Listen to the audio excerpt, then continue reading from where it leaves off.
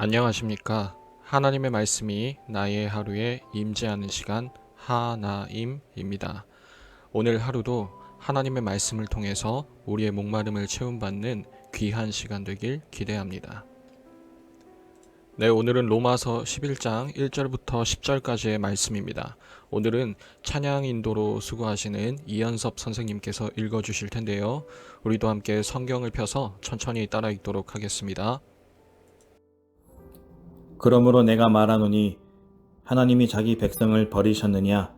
그럴 수 없느니라. 나도 이스라엘이니요 아브라함의 씨에서 난 자요 베냐민 지파라. 하나님이 그 미리 하신 자기 백성을 버리지 아니하셨나니 너희가 성경이 엘리야를 가리켜 말한 것을 알지 못하느냐?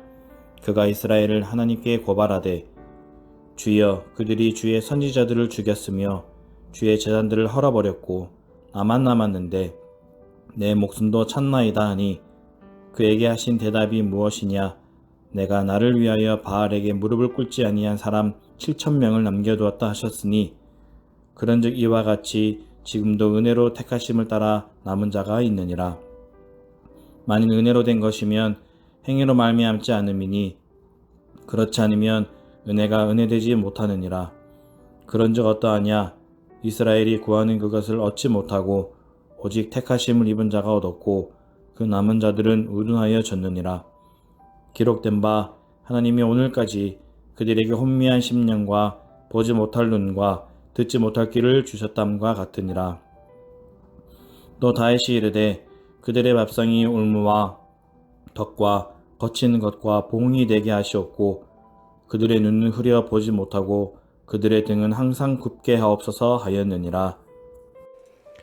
여러분, 우리가 지난 9장부터 또 10장까지 내용을 토대로 유대인들이 하나님의 선택에 대해 굉장히 불만스러운 반응을 내비쳤고 결국 자유가 아닌 자유를 선택하면서 복음을 거부하게 되는 그 모습을 우리가 살펴보았었죠.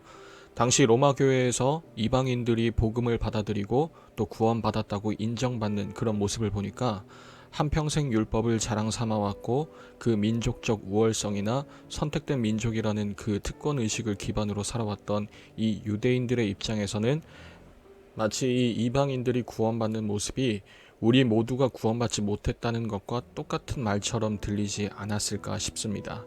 그러고 보면 여전히 유대인들의 이 판단 근거와 또 그 선을 긋는 기준은 자신들이 우월하다는 그 우월성에 기반하고 있는 것 같아 보이죠. 그래서 바울은 바로 이 부분에 대해서 정말 안타까워하면서 얘기를 하는 겁니다.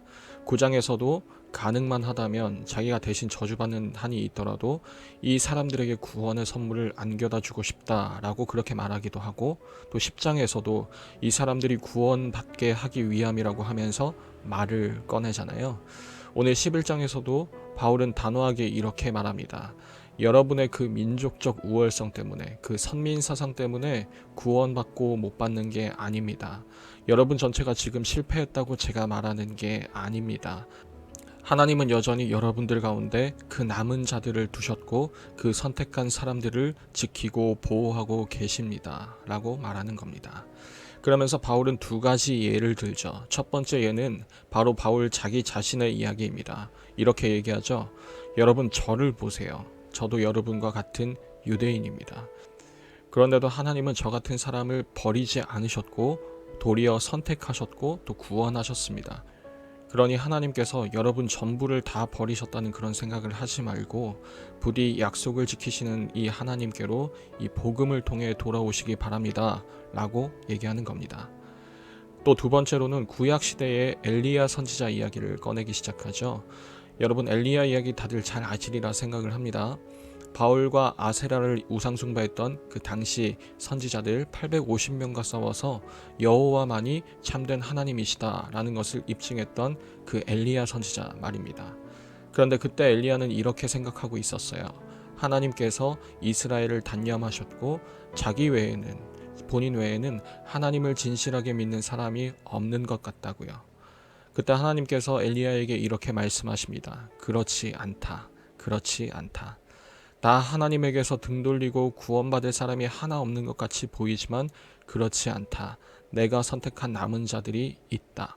내가 너희를 향한 내 약속을 여태까지 지켜왔고 앞으로도 계속해서 지킬 것이다. 그러면서 바울은 지금도 동일하다고 말하고 있는 겁니다.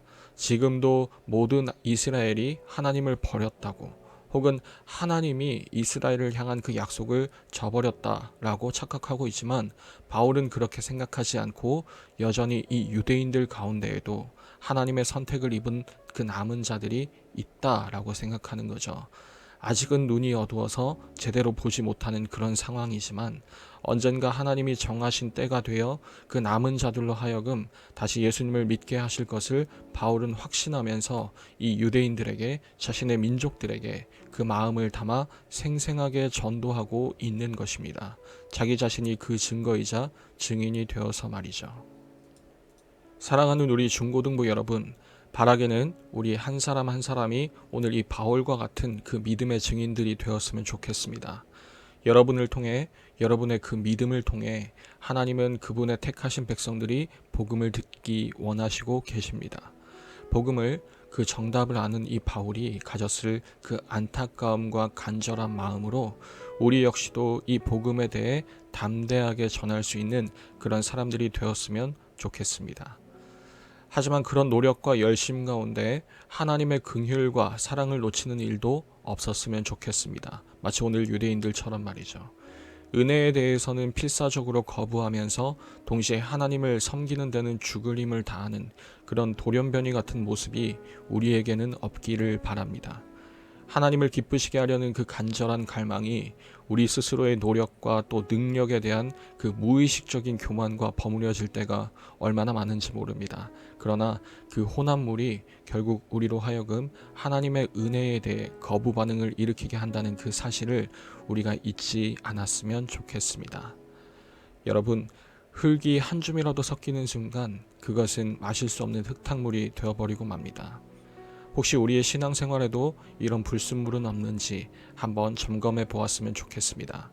우리가 하나님 앞에 올바르게 서려고 성실하고 진지하게 또 노력은 해왔지만, 정작 우리의 노력을 우선시하고 자랑 삼느라 도리어 우리를 올바르게 서게 해주시는 이 하나님의 사랑과 은혜는 뿌리쳐 버리지 않았는지 우리가 돌아볼 수 있었으면 좋겠습니다.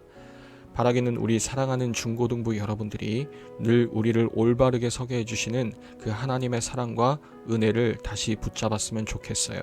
그 믿음을 붙잡았으면 좋겠습니다. 그래서 믿음은 들음에서 나며 들음은 그리스도의 말씀으로 말미암았다는 이 사도 바울의 고백이, 나의 나된 것은 다 하나님의 은혜라는 그 바울의 고백이 오늘을 살아내는 우리의 고백이 다 되었으면 좋겠습니다.